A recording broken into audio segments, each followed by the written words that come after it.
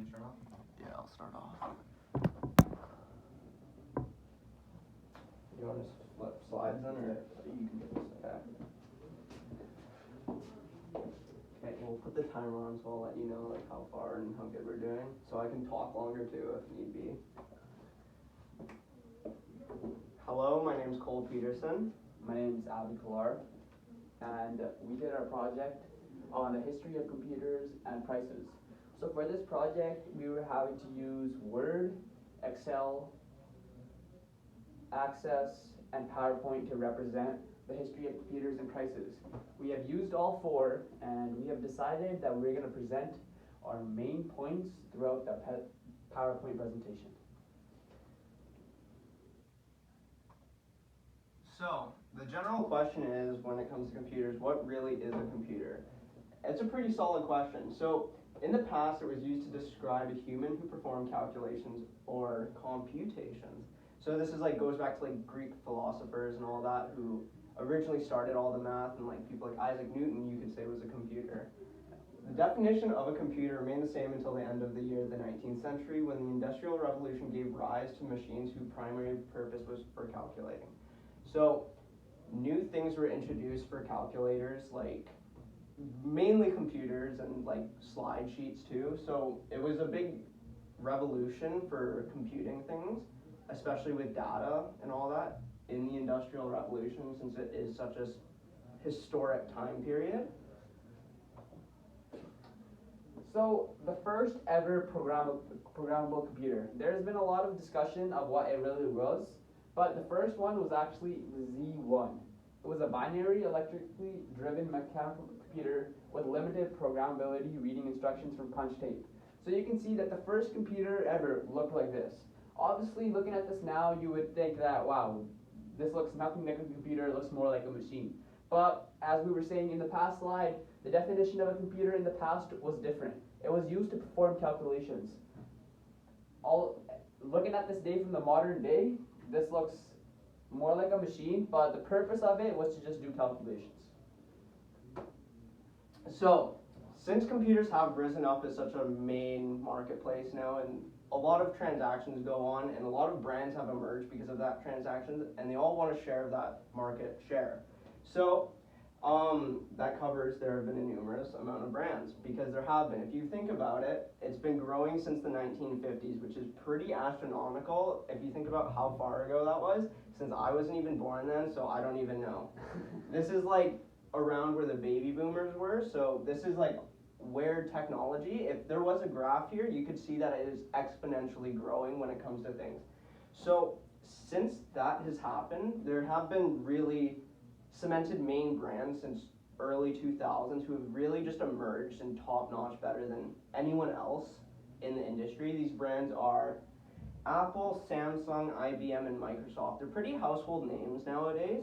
You kind of can go anywhere and you'll know how to use one of these machines. If not, someone will.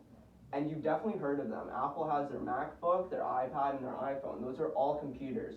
Even though it is a phone, it is a computer. And then Samsung has their brand of laptops and phones. IBM, same thing. And Microsoft has their entire Windows series, which is a fantastic series if you want to get started in using stuff like Microsoft Word, PowerPoint, Access, and Excel. Exactly. So I'm going to talk about one of the main brands that everyone knows of is Apple.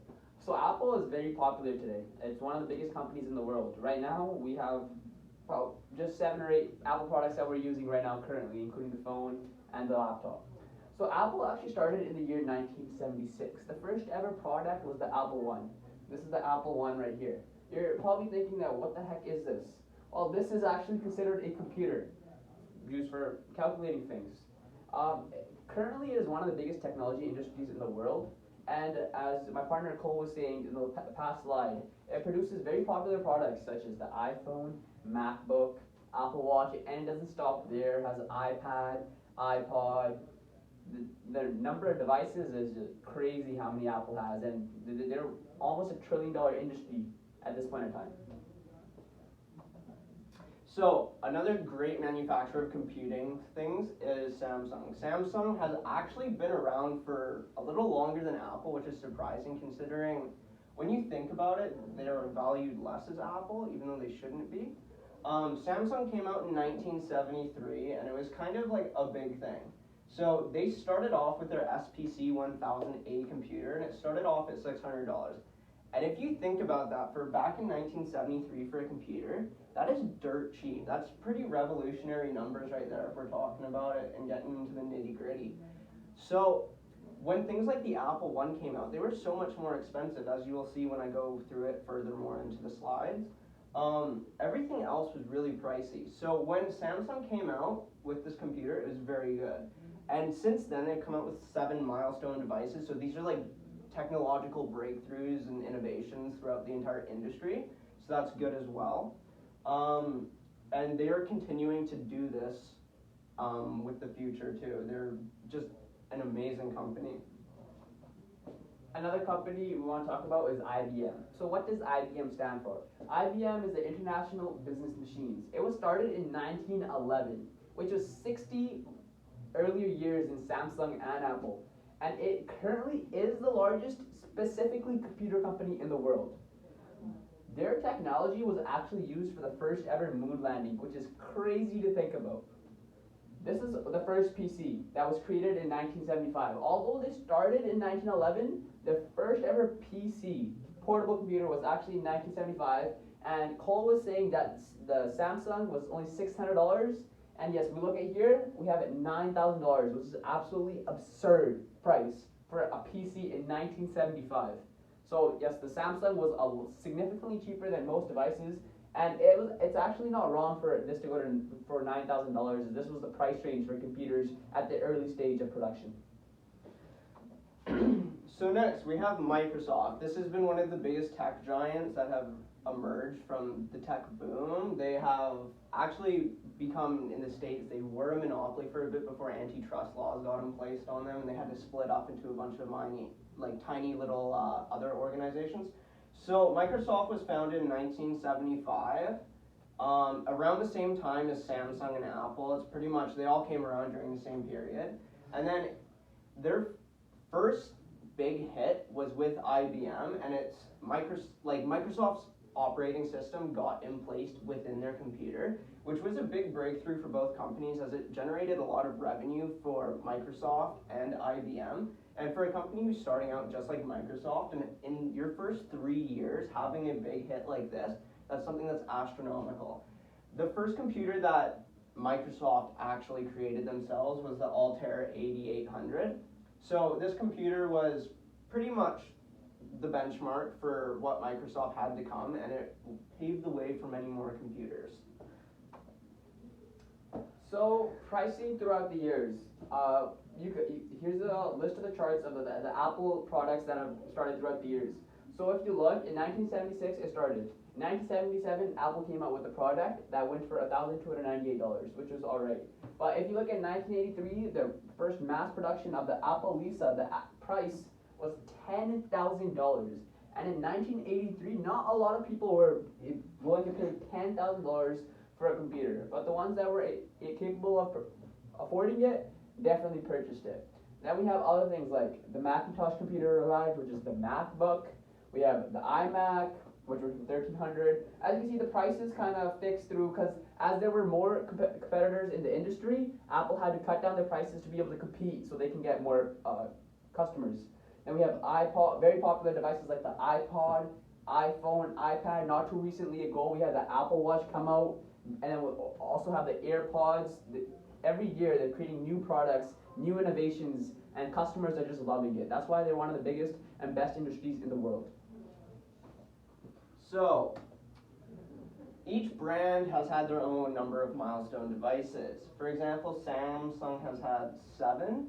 So like their Sense Q, their notebook series, and their Series 6. So these mainly came out in like Korea and the Asian countries, but these were hugely popular over there. Everyone wanted one. It was huge competition to get one of these. If you had one of these, essentially you were pretty cool. And then Apple has 9. As stated in the other slide, you could see that there was the 9 innovations that they really hit home there. So they have like the Apple II, the iPad, the iPhone, and the iPod. These are all major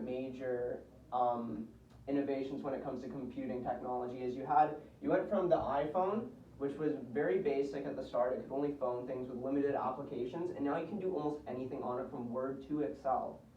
On an Apple device too, which is pretty insane. And then IBM has 10 since they've been around the longest, so it makes sense. They've been around since 1911. So they have the PC, the ThinkPad, and the Deep Blue supercomputer. These are all major things that pretty much paved the way for modern computers. And then Microsoft actually has the most somehow. They have 16, and it seems to be since they've come out that they've just been releasing innovation after innovation. They've been just changing the game up for everyone. And I'd just like to add, with Microsoft, not just the devices, it's actually their software. Like Windows 7, Windows 2000, Windows 8, 9, like those are included as milestone devices for Microsoft as a more of a programmable set of devices. So the first ever computer company, class, it was actually called the Electric Controls Company, and they were founded by J. Presper Eckert and John Mauchly in 1949. Since then, the company has been renamed to EMCC, which stands for Eckert Mauchly Computer Corporation, and here is the logo of the company. So, the first personal computer, it's kind of a big deal because everyone now carries a personal computer with them. It was the Ab1, and it was considered to be the first ever personal computer. It was introduced in 1971 for the original price of $750. Again, that is a really cheap price, but when you look at it, it's not a whole lot versus the stuff that you get with IBM and Microsoft. However, those came out later on. So this was originally the first. It was also not the best, as the computer heavily relied on a bunch of switches for inputting and outputting data. This could be a nuisance, especially way back when not a lot of people knew about computers and what to do. So if you had this thing, you basically have to take a few classes to figure out what to do. So the first ever microprocessor, I've enlarged the image, but it's about, I'd say, an inch or two. It was called the Intel 4004. It was introduced in November 15, 1971 as the first ever microprocessor. So here's the image of it. And it was it's very important to look at the history because microprocessors are used a lot in computing these days. So the first stored computer program was the Small Scale Experimental Machine, also known as the SSEM. It was the first computer to electronically store and execute a program. This was completed on June 21st, 1948. This is way, way back when, just after World War II. So this is a pretty big breakthrough, especially during that time. And if this could have happened earlier on, this could have changed a lot of things in the entire world as a whole. So, and what this means too, is like, this literally gave way for every other company to go through and program their stuff into their computers. So the first ever digital computer, huge big breakthrough for technology.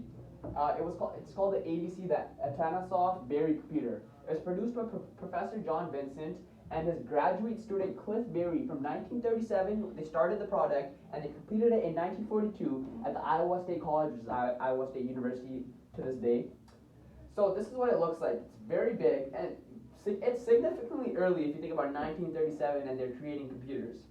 It used more than 300 vacuum tubes for digital computation, which is an absurd number, but due to not having the amount of technology as they have today, with this almost being about 80 years ago, I wouldn't say it's too bad for a computer. It included binary math and Boolean logic, and it had no CPU.